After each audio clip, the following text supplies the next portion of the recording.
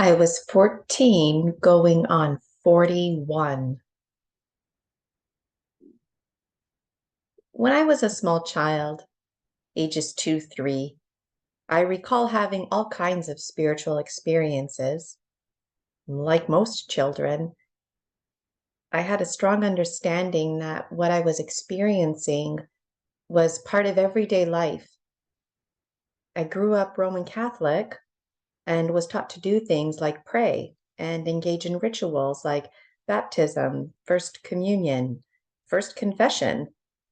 This was all very natural and mainstream in my life and the world around me.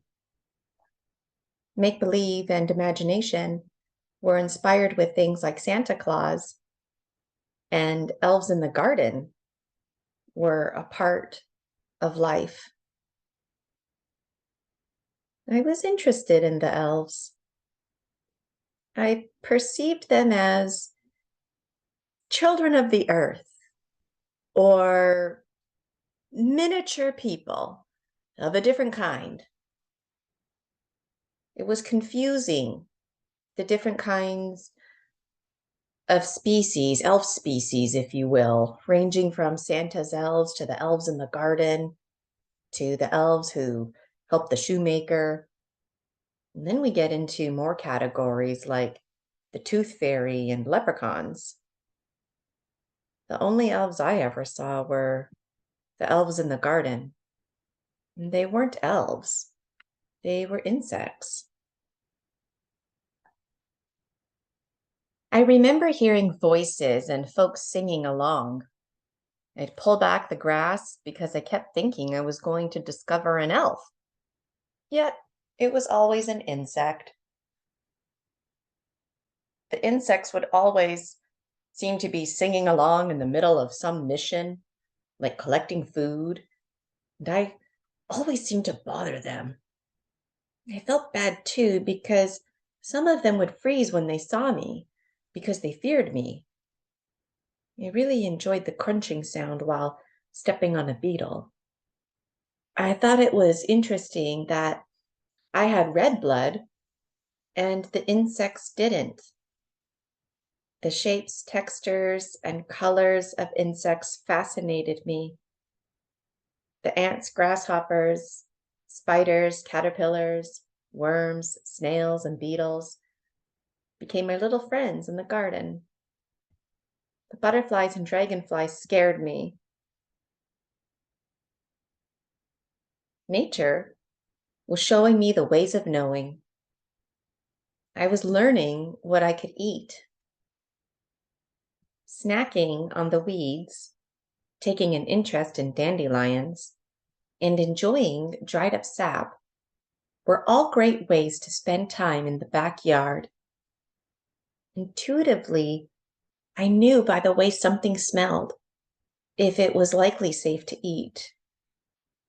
I'd always smell it and take little nibbles, really getting to know it.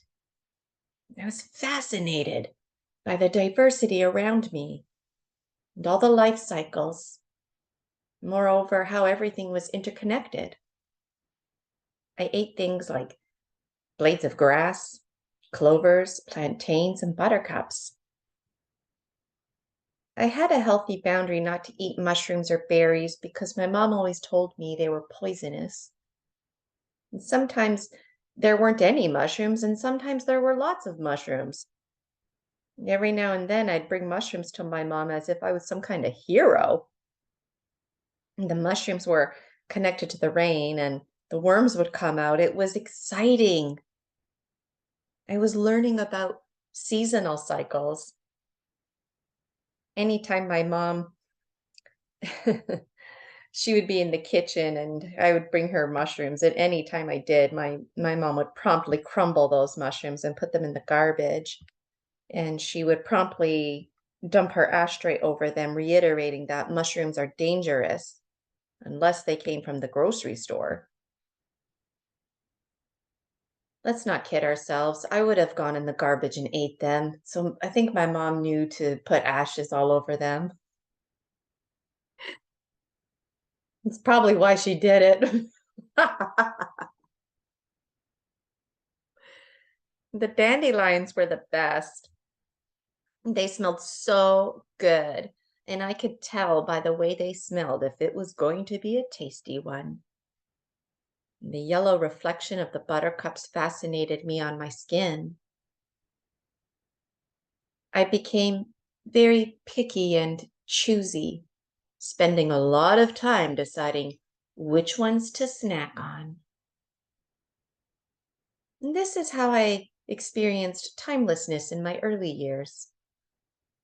One day when I was 3, 4 years old, I was feeling bummed out. I wanted a snack. It was hard resisting the dandelions and other treats in the backyard. I was made to feel like I was lucky I wasn't dead or somehow disabled from consuming the things I did. One time I got in trouble because my tongue was yellow from eating dandelions, and there was no denying it. My parents made it a trust issue, and once you lost trust, it was hard to get back. Wanting to build trust, and fearful of being poisoned, I stopped consuming nature's snacks. My mom brought me an ice cream cone. A random stranger neighbor dog came to visit, so I shared my ice cream with the dog. Lick for lick, turn for turn.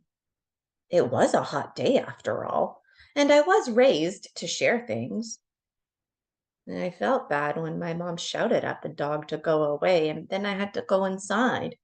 And to this day, my mom will laugh and tell you the story about Gina sharing her ice cream cone with a random stranger neighbor dog. But she never reminisces about the other stories. Looking back, I'm sure it made my parents uncomfortable. And these days, something they're willing to gloss over if it comes up. And I'm making it a point to bring it up these days. My mom grew up on a farm.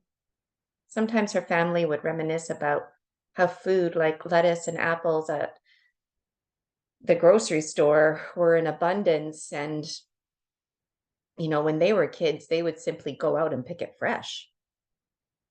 They couldn't tell you the names of the plants or trees. They just knew which ones counted as salad or tea, or which berries or mushrooms were safe. And this knowing is now lost in my family.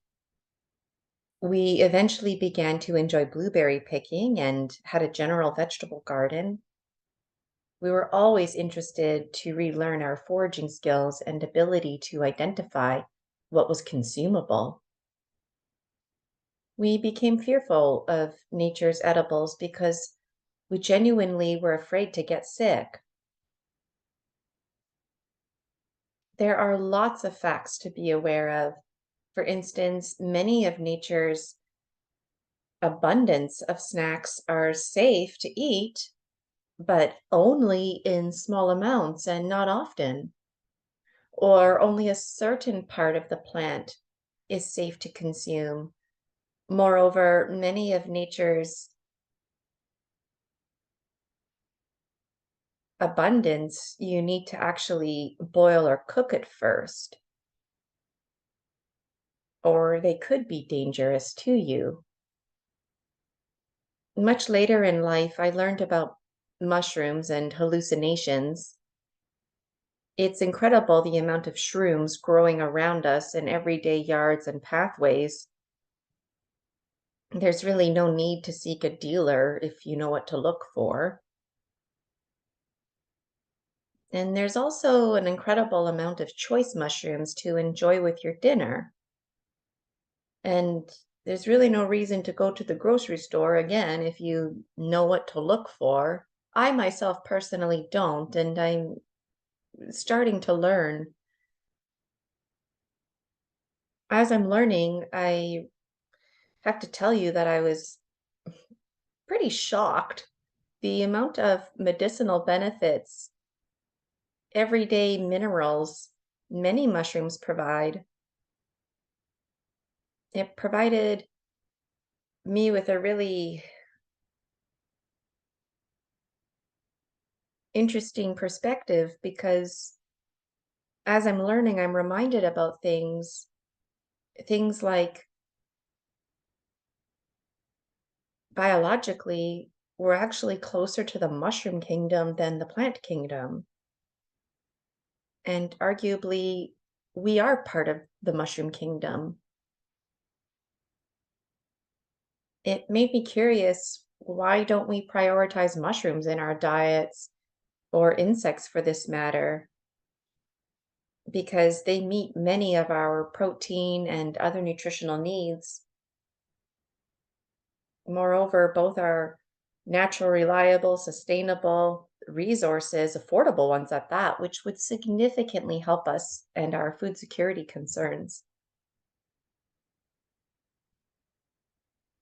So, back to my early childhood, I remember feeling excited because I was learning this all on my own with nature as my teacher.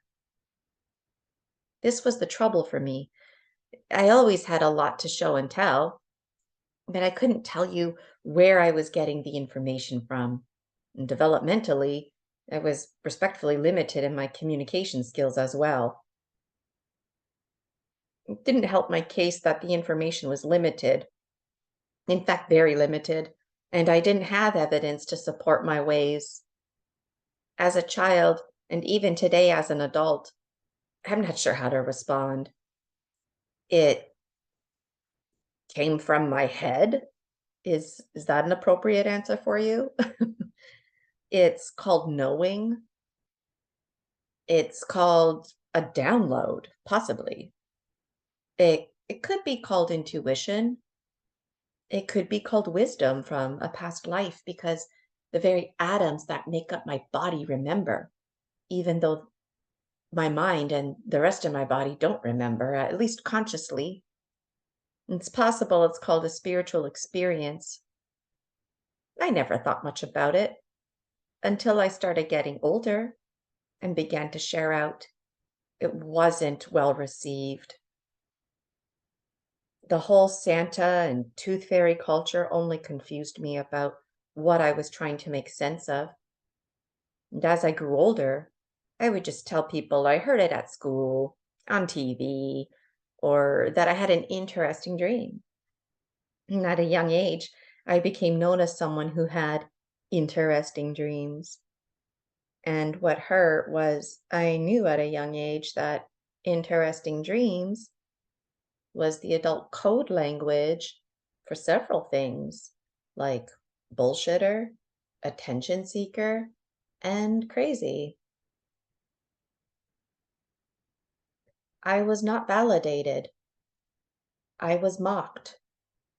It was all cute and appropriate until I was getting older. Years later, the radio announced that Santa and his reindeer were spotted in the sky. I monitored that sky, and it was well received by my family. Why was this well received and not the other experiences, you may wonder? Well, I learned that our experiences are conditioned. We're denied authentic thinking and learning opportunities. Moreover, authentic reflection, and therefore we're lacking authentic support, guidance, insight, etc. We ultimately are lacking in developing our authenticity and integrity.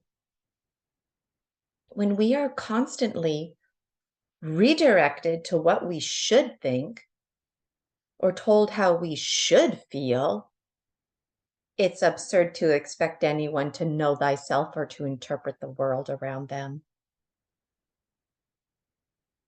At a young age, we learn to accommodate our thinking to match what is socially appropriate to think, believe, or feel.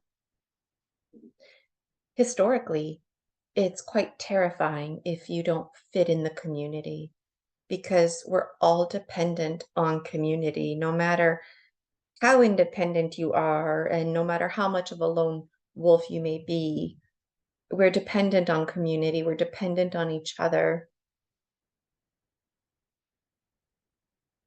We learn in early childhood that staying small means staying safe. We learn it's not appropriate to have an unpopular opinion. And when it comes to make believe, dreams, or religion, we are only to imagine within those boundaries. If we are to be open minded, it again is only allowed within someone else's established boundaries of what is socially appropriate. The way we interpret the world around us is dependent on our thoughts, feelings, and opinions of others. Well, I have a problem with this, a big problem with this. No wonder many of us fail to think outside the box or to do our own thinking, reached on our own conclusions while considering the perspective of others. We're born with the ability of thinking outside the box, and yet the conditioning process starts before we take our first breath. Classic example is buying baby girls' dresses and reserving the football outfits for the baby boys. Seems harmless, yet we are unintentionally categorizing and therefore limiting thinking, and therefore limiting all the possibilities that come with being creative. You see, when you limit thinking, you limit creativity. Imagination and creativity are the most powerful things. Why are we limiting the most powerful things? Oh, yeah, because somebody else wants to be in control and have all the power. Are you kidding me? And it's like, no, not kidding you. This is the reality we live in. And the more I become awakened to it, the more I'm troubled by it. This is how I'm being part of the change I'd like to see in the world. And I recognize it's not going to happen overnight.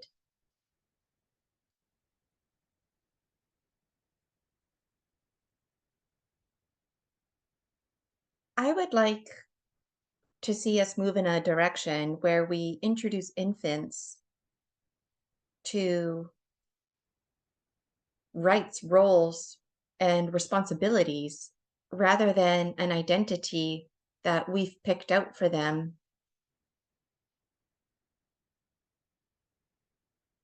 Infants of all genders can have the title mix, MX. MX is a title these days people are pushing, including myself.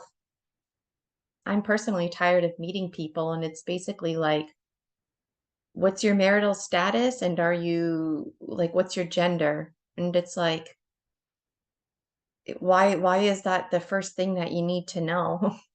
Yeah, I can appreciate people having a title just to, maybe give people respect. I'd like to move away from Miss, Mrs., Mr., all of that in general. Like, you know, we call doctors, for example, like Dr. Gina. You wouldn't say Mix Gina, you would say Dr. Gina. Well, why don't we say Gina teacher or Gina baker or Gina writer? Why do we have this Miss, Mrs.? It's rooted in history, and it has to do with women being pieces of property essentially. And so again, the focus of this is on me growing up and sharing my passions, but the it's very clear all of the weaving of how we are interconnected, and our thoughts and ideas play a role with the shaping and molding of the person that I've become today, and all the connections that I've made on my own, coming full circle. I can appreciate that parents are full of hopes and dreams for their children. It's easy for parents to have their own hopes and dreams for themselves, which include their children, yet they need to allow their children to develop their own authentic hopes and dreams. It's challenging for parents when their child's dreams, lifestyle choices, etc., are not in sync with theirs. it's that much harder for the child. So many children spend their days pretending to be someone they're not, just to be included, part of the norm, and to make their parents happy. If someone like me was around when I was growing up to talk with about these kinds of things, I really would have benefited. And for what it's worth, it would have been much easier if I was validated in my spiritual experiences or whatever you want to call it with nature. I can appreciate my parents trying to prevent me from getting teased, yet I wish I had a buddy system, someone designated to talk with about these things, rather than to be shunned or silenced. It could have been interesting to further my relationship with nature and the insect world. Arguably, I would have been furthering my relationship with God. So it was again very confusing, social norm wise. It could have been insightful to start identifying spirit guides or work with imagination. To this day, I'll talk your ear off, no problem. But if you pay attention to what I'm saying, you'll notice I don't share my true feelings or reminisce about my personal life or interesting dreams. I have a habit of avoiding these things because I like to engage with folks, and most folks, at least in my life, don't like to engage in these conversations. The reality of having a good reputation coupled with being employable became a focus for me I carried throughout my life. Now I'm open about it because I'm finding a community of folks out there just like me. I truly, truly, truly adore talking about high strangeness. And for the first time in a long time, I'm excited about sharing my interesting dreams. I'm in the process of writing lots of chapters. I started writing a book, but now I've got all kinds of chapters on the go simultaneously for different books. I'm offering hypnotherapy sessions. I started creating my own tarot deck because I thought, why do I keep using other people's tarot decks? Create my own tarot deck. Well, just like my chapters, I've got multiple tarot decks simultaneously being created now at the same time. And I've got so much to look for, and it's all rooted in my passions that revolve around high strangeness and the subconscious mind linked with healing and nature. I love it. I have a lot of books to read, reread, folks to meet, things to share, expos to attend. I also have the Jane app. It's up and running so I can generate some income, really embracing all of my passions. The Jane app is pmhi.janeapp.com, www.pmhi.janeapp.com. Present Moment Hypnotherapy International. And I'd love for you to join my Facebook group as well. We've got a lovely community. And I'm really resonating in appreciation. Each week, I'd like to post something, and whatever I'm posting is going to be part of a book or a tarot card. It's all part of the coming together.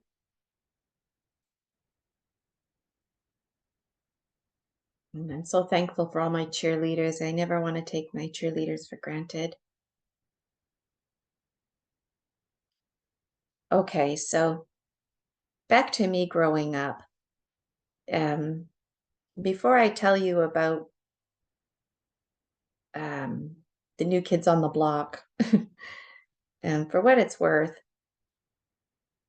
I want to encourage everybody, really lovingly invite you to consider to be an ally for anyone who discloses anything to you. The focus of this conversation is high strangeness. Um, but please be an ally. If someone tells you they saw Bigfoot or something paranormal, you must accept the information as is. No matter how well you know someone, you're not in a position to determine what they experienced or didn't experience. You're not in a position to tell anyone how to think or feel. If you're genuinely concerned about mental health, it draws attention to the fact that most people who have these experiences are normal in every way, shape, and form, except for their disclosure statement. Moreover, most folks making such claims aren't seeking public attention, and they have careers on the line.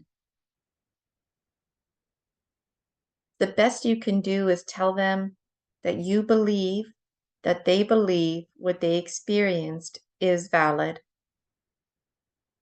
Admit to them that, for example, you personally haven't seen Bigfoot, but if they say they did, then you believe they did. You could also just thank them for sharing. Leave it at that.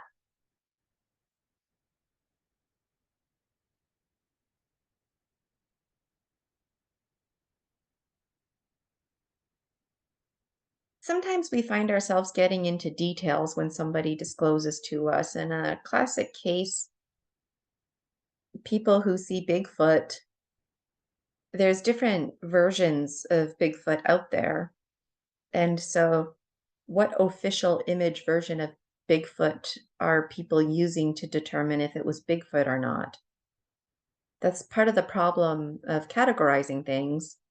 So, if somebody told you that they saw Bigfoot, don't try to convince them that they saw a bear. If they saw a bear, they would just tell you that they saw a bear. Maybe they didn't see actual official Bigfoot, but for what it's worth, they saw something. It wasn't a bear, or again, they just would tell you that, but they saw something, and Bigfoot is the best um, language that they have to offer.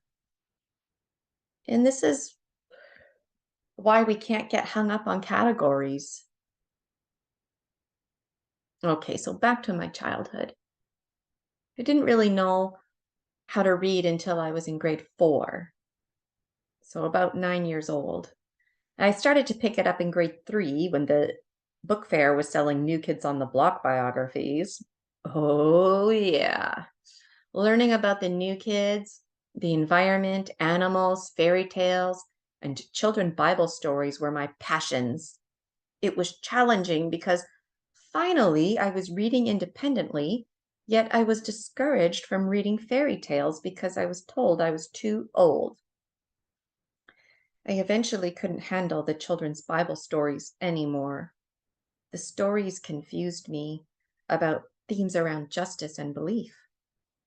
The stories made me feel scared about what was out there. God, ghosts, spirits, angels, giants, and once a year we're dressing up for Halloween? What? I remember being confused,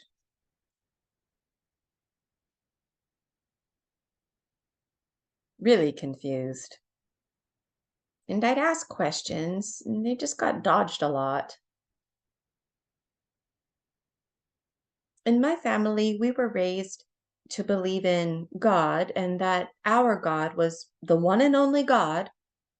So the Greek gods and goddesses seemed to compete with our belief. And I was troubled that I wasn't exposed to all the religions and then given the opportunity to follow what I felt was right for me, especially since we were told all paths led to God specifically our God, which was also confusing. All paths lead to God. Oh, but by the way, our God, because our God is the one and only God. Like, it, I was also troubled that in my small community, if you weren't Catholic or had some kind of Christian background, you had to attend the public school. Most of the indigenous kids went to the residential school. It was confusing that even though we were all kids, we were separated based on our beliefs, and our learning became conditioned, inhibited ways of knowing. I had no idea how much of a rock I was living under personally, me and my lifestyle, until I taught English in South Korea when I was 25 years old. Throughout university, separate story here, but throughout university, it was quite challenging. I worked and attended school full time. And so, yeah, it really wasn't until I was 25 years old where I started to live it up a little bit and also had exposure to diversity and the world, not just South Korea, but the world. And even in high school, we would learn about world issues. Nothing like what I was experiencing when I was 25 years old. Okay, so back to my childhood, the elementary days, they carried on in my life, and we were starting to get too old to play with dolls. This was about grade 5 now, and so we got into sun tanning and we played business.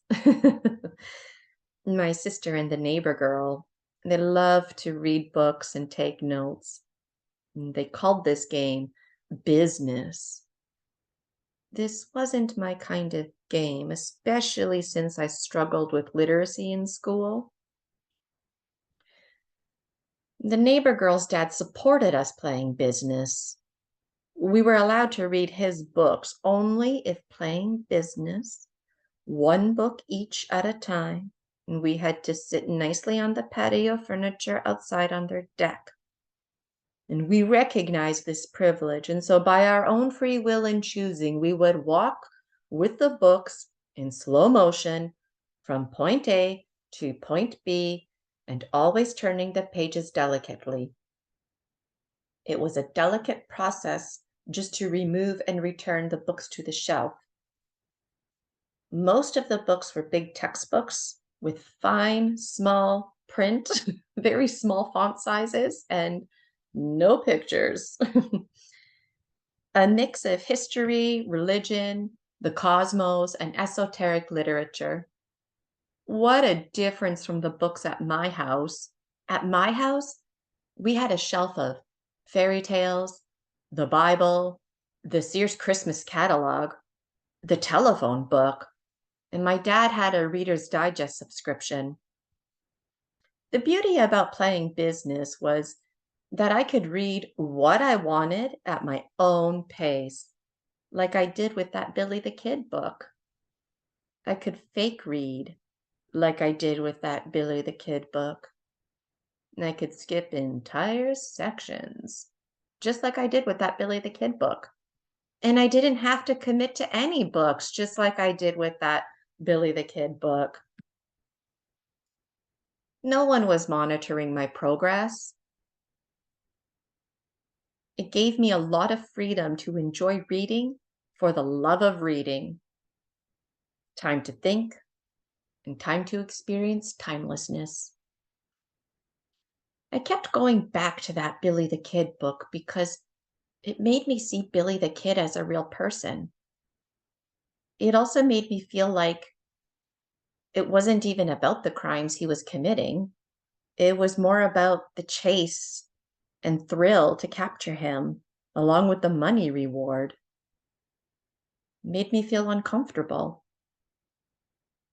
I was developing a compassionate lens for criminals. I was reading about things like patriarchy, the early Confederation days, the rich versus the poor type themes, orphanages, those kind of themes. How survival can transform into criminal activity type themes. This book seemed to make Billy the Kid appear like a misunderstood youth, or at least was presenting a point that even criminals are real people too, meaning they weren't born like that. I didn't know it at the time, but I was tapping into the deeper themes. Even though I wasn't reading all the words and skipping lots of pages, this is what I was doing, and this is incredible. One book fascinated me because it was about evolution. It had lots of pictures and graphs, perfect for someone struggling with literacy. Initially, I thought I was gonna learn about some kind of caveman adventures. I thought it was gonna be a type of caveman encyclopedia.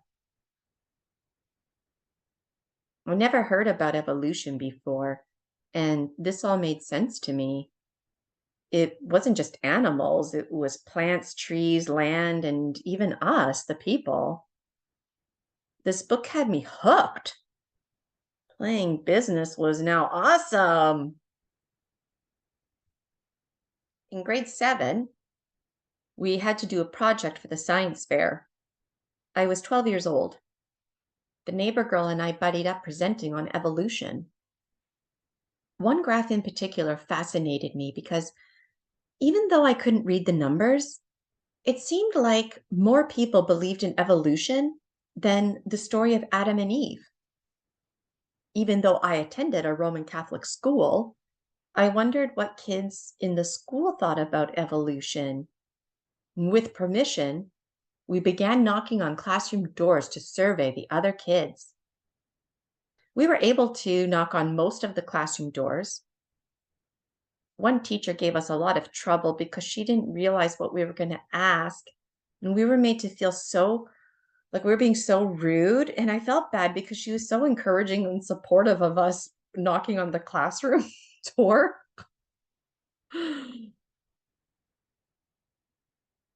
We weren't allowed to continue knocking on classroom doors after her classroom. And we collected more results by word of mouth during recess. We presented the results we did acquire, and more kids at our school reported they believed in evolution than not. We got an A on our presentation. Everyone who got an A made it to the next level, which meant presenting at the high school with the other kids from elementary schools. We weren't invited. The school made it sound like they were restricted with the number of students they could send. I know in my heart it wasn't appropriate for the Roman Catholic school to promote evolution. Moreover, for us to take our presentation to the next level, it would have been powerful for us to have an honest conversation about it rather than lie to us about why we weren't able to take our presentation to the next level. For what it's worth, I never got A's. And I didn't get an A on this project because I buddied up with the neighbor girl. I got an A because I genuinely was interested in the material and it came from the heart. It was passion driven. It flowed. It was natural. It was enjoyable. It was information I fell back on from a few summers ago when I played business. It was simple.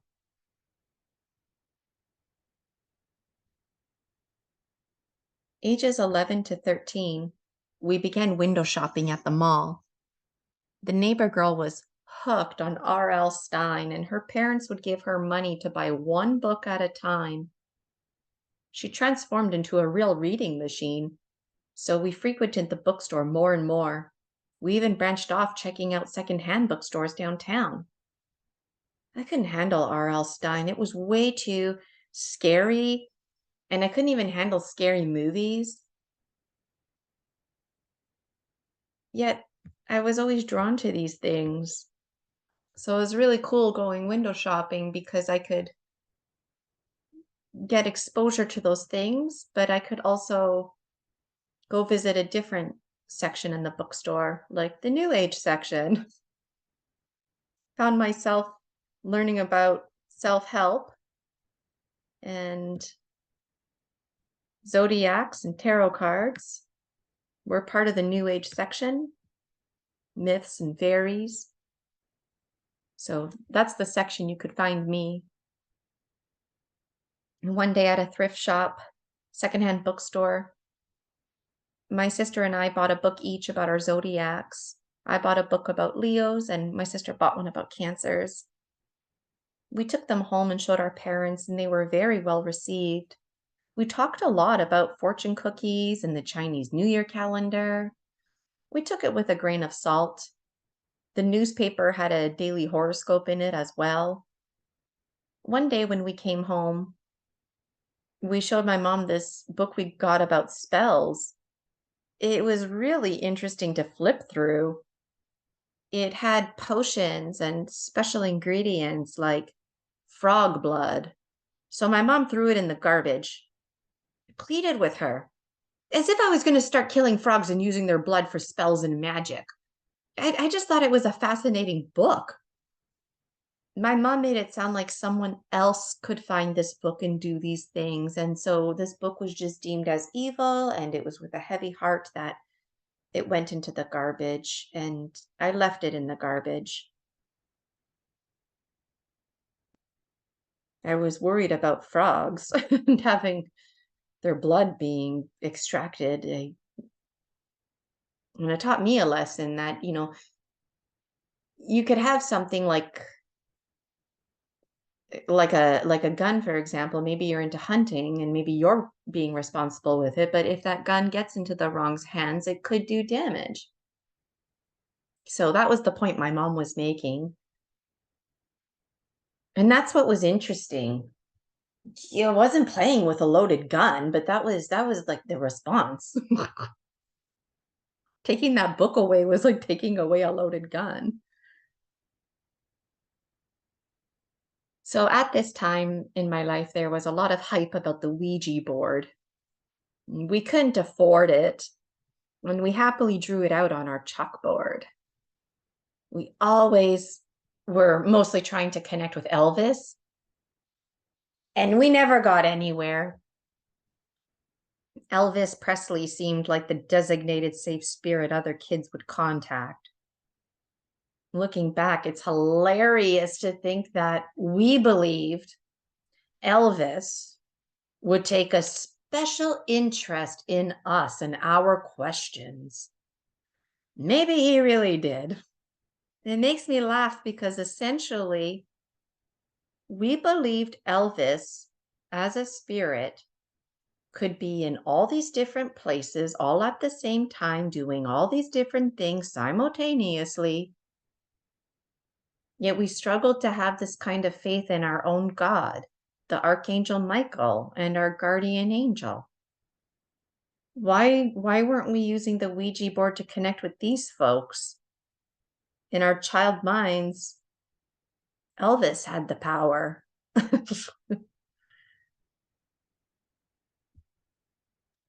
We always took our Ouija board chalkboard version very seriously.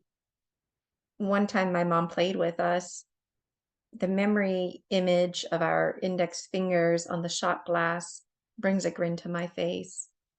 Of course, with my mom, nothing was happening. And suddenly the shot glass moved a little. And immediately we all took our fingers off the shot glass to prove that we weren't moving it. And we started accusing each other of moving it. And my mom basically dismissed it and went back upstairs. Each time we played, I'd get the spooks. And each time the spooks intensified. I had to tell myself no more Ouija board. And thankfully, it was a short-lived phase. So now I'm about ages 13, 14.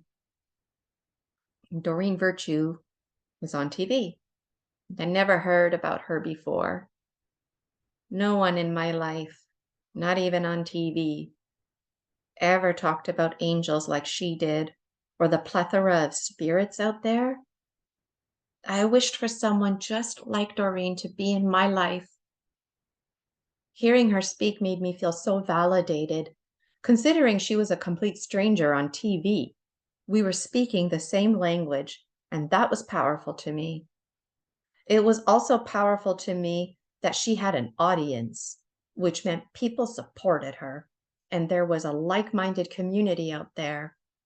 I bought her book and never read it because my sister hoarded it. I didn't mind much because I was busy learning how to read tarot cards and ruins. My parents let us pick out some things for Christmas, and I chose this intuitive starter kit with a mix of resources, which later my sister also hoarded. And so that Christmas, when I was 14, I did a tarot reading on one of my cousins. It was a bit intimidating because my family made this assumption that I knew how to use it and I knew everything about it, all the ins and outs. My cousin was patient as I checked the step-by-step instructions. We played lots together, but not anything like this before. And there was a sense of fortune telling that made it exciting. Thought I was going to provide my cousin with hopes and dreams of getting married and having children. The cards were highlighting her struggles at school because socially, she was known as a teacher's pet. I had no idea my cousin struggled in this way because I saw her as such a star. She was surprisingly open about her struggles with her peers. It upset the adults around us because they weren't aware of her true feelings or situation. It's not like she was getting severely bullied or anything like that. It was just general, like, you know, um, elementary school realities. And that was the thing. We were told how to think and feel. And so during this tarot reading, when my cousin was sharing her thoughts and her reality, her perspective, her lens, it hurt the hearts of the adults that were around. And so rather than talk about it, the adults basically redirected the conversation, essentially shutting down my reading, and we were really just getting started. I was tired of not having any money and babysitting for dirt cheap. Prioritizing my resume and spending money to photocopy my resume became my focus. When I turned 15, I started working, and it left little time for my passions. Before I knew it, I was 17, and we moved. All my special resources gone. When I was 15, I basically entered the manufactured survival mode cycle. I didn't really live it up until I was 25, teaching English in South Korea. When I was 27, I returned to Canada, and it was back to the manufactured survival-based ways of knowing. I went through some challenging times and learned it was trying to be trying. So in my late 30s, my sister gave me a copy of Doreen's book to replace mine from all those years ago. I started to connect with folks about high strangeness. Folks have been telling me things for years, but I wasn't telling anyone anything about my high strangeness, not since age 14. Learning about the subconscious mind and schema were powerful for me.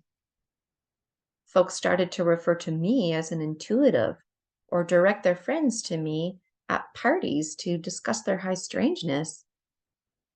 I was uncomfortable with intuitive because I'm not reading minds, and I had a false belief and false understanding what an intuitive is. It means having good intuition, inferring, and knowing. These days, I like intuitive and facilitator because I see myself as a tool or resource. Just like with teaching, I never believed there was an ultimate math or literacy program. The teacher is the ultimate program. The teacher will meet the students where they're at. The teacher will let the students be the boat driving and steering their learning.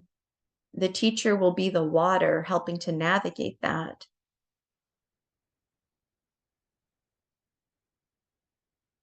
This is how students drive their learning because the teacher becomes the water supporting them.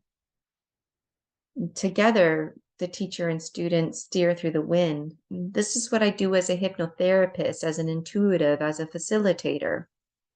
I'm not the expert. The client is the expert. The client knows what they saw. The client knows how they feel. The client knows how they think. I meet them where they're at, and I follow a framework. So there's a beginning, a middle, and an end. Okay, so when I was 40, my wellness took a hit. I was overwhelmed and in crisis mode. It's one thing to have a bad day, even a handful of bad years where you hit brick wall after brick wall. And then there's crisis. Crisis is completely different than having um, very negative experiences. Crisis is is 911. It's the end. It is emergency. It is crisis because it's crisis.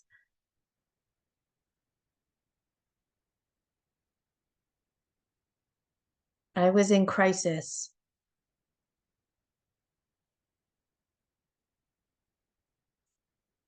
Throughout my healing, I found myself enjoying reading, writing, and thinking like I haven't in a long time. All kinds of esoteric thoughts just flowing from my pen. I played with ritual routines and invented my own. I realized my writing flow was actually stream of consciousness. And if I paid attention, I was scribing and connecting with the spirit world. I bought books about consciousness and I'm truly loving my Gaia subscription. Learning about the ancient Irish and Celtic goddesses has greatly benefited my own understanding of myself. I'm an Italian Roman Catholic. I never thought that I would find insight in Irish and Celtic culture or goddesses. And these days, I just refer to myself as somebody who's spiritual. I don't like to refer to myself as a Roman Catholic, but I like to let folks know that that's the framework I was raised in because it helps connect us a little bit more, finding some common language, common ground. And so, anyways, one resource led to another. My role as a teacher became my identity.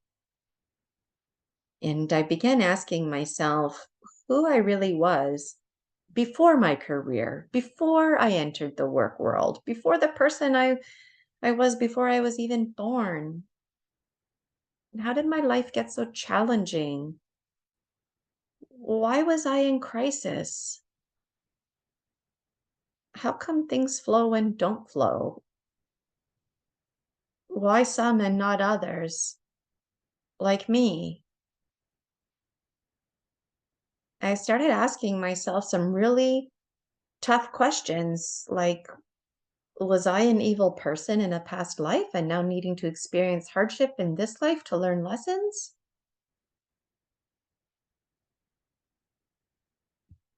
I had a moment resonating with how my life seemed to line up the way it did. It was messy, full disclosure, but it did line up. I didn't realize it, but that 14-year-old within me was still very much alive and just as passionate. It was her wisdom I was falling back on with dream journaling, tarot reading, and ritual exploration creation. That 14-year-old represents the person that I was before I was even born. That's who I am. It's not an identity,